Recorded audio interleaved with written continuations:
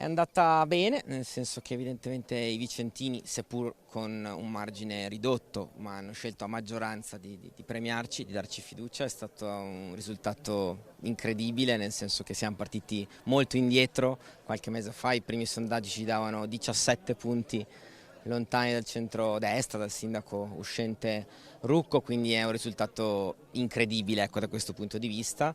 Sono consapevole, siamo consapevoli che da domani mattina però si governa per tutti, cioè questa è una città che evidentemente ha dato anche tanti voti dall'altra parte. Noi abbiamo tenuto un atteggiamento in questa campagna elettorale sempre rispettoso, sempre attento, e quindi sarò il sindaco di tutti, saremo la maggioranza di tutti i vicentini. Sergio Leone direbbe per un pugno di voti. Eh sì, è stata oggettivamente una partita fino all'ultimo molto tirata, e quindi insomma siamo consapevoli che da domani si lavora per tutti. C'è tanta aspettativa però adesso.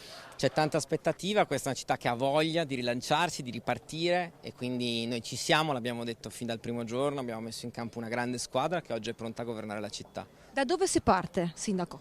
Si parte sicuramente dalla TAV, quindi dalla discussione con Irica ed RFI sulle modifiche che vogliamo per il progetto della parte ovest, e poi dai quartieri. L'abbiamo detto tante volte, sono i grandi abbandonati di questi anni, quindi a loro andrà un'attenzione particolare, una task force che da subito lavorerà per interventi nei quartieri della città. Per la prima volta vuole guardare la telecamera e commentare, dare un commento, un saluto ai cittadini.